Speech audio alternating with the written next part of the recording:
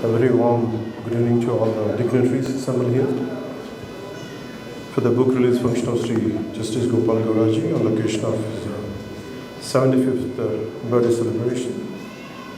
It gives me an immense pleasure to be here on this occasion. I'm delighted to be a part in releasing the biography of a great human being whom we lovingly call him as Manavantavadi. That's an apt title for his autobiography. And I would like to convey my heartfelt namaskars to Honorable Sri Justice and Santosh Hegde, former Lokayukta of Karnataka and former Supreme Court, Judge of Supreme Court of India. And my heartfelt namaskars to Honorable Justice Sri V.K. Patnaik, former Judge and Supreme Court of India. Honorable Justice Sri Sudhendra Raji, former Judge and High Court of Karnataka. My heartfelt namaskars to Sri H.K. Patil, Minister for Law and Parliamentary Affairs, Legislation, Tourism, Government of Karnataka. My heartfelt namaskars to Honorable M. Seshadriji, Senior Advocate, High Court of Karnataka. My heartfelt namaskars to Govindaraj, Political Secretary to Government of Karnataka. And Sri M.N. Pillaparabji, General Secretary for the Station Committee. To all other senior advocates, members of the Bar Council, advocates, their families, public and media brothers and police, a warm good evening to all. Ellarigu namaskar.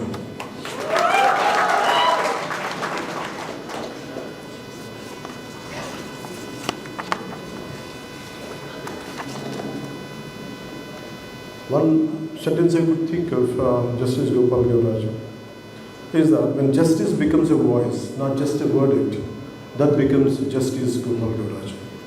Today I am deeply honored to be here today, celebrating the 75th birthday of Honorable former Supreme Court Judge, Justice Sri Gopal Gauraji.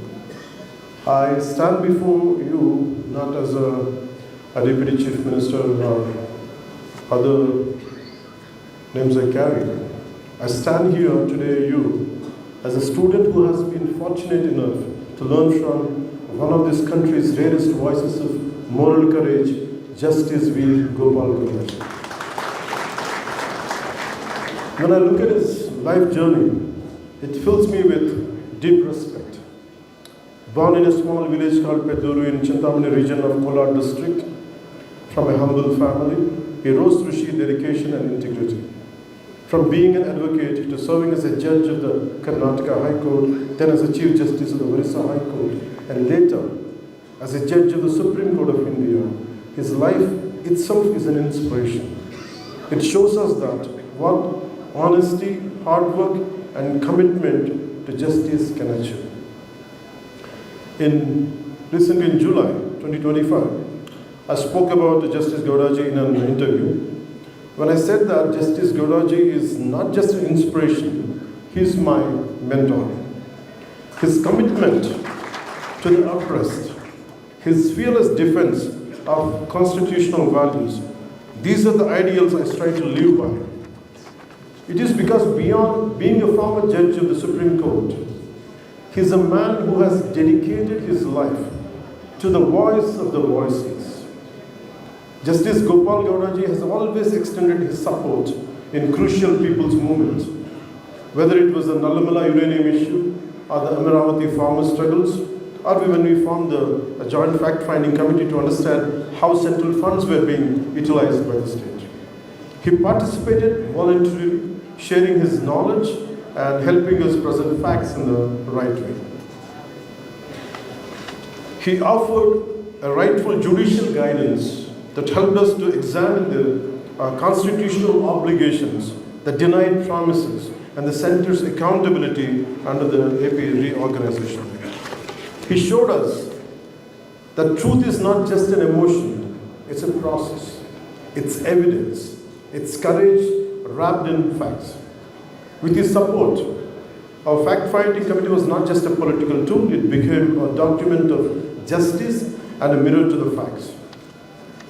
What we learn, mainly from the key words from him is, governments may change, but the duty to the Constitution never changes.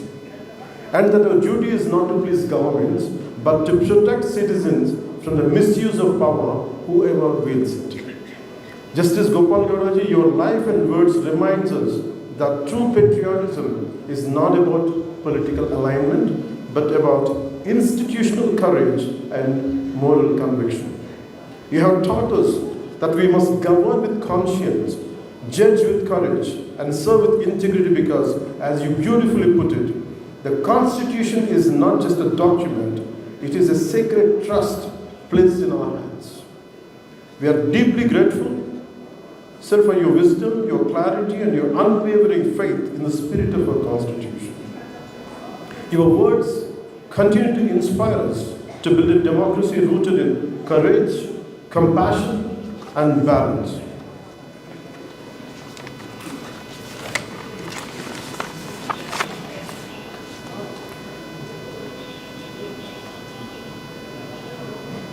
Justice Gopal Gowdaji has been a lighthouse in a sea of political chaos.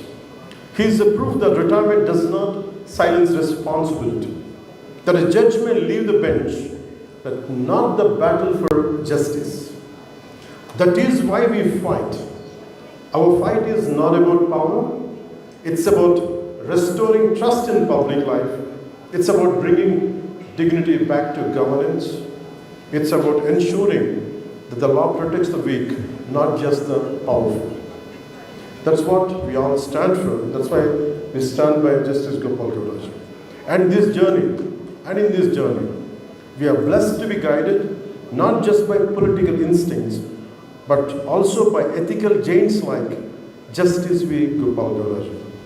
Finally, I would like to sum up in a few words. I draw strength from his words, I draw clarity from his wisdom, and above all, I draw courage from his life. Let us carry that spirit forward. Let us build a society where justice is not feared, but felt.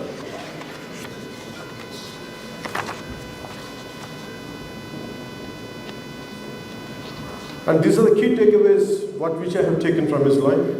He has often said that legislature, the administration, the judiciary are the three organs of one living constitution.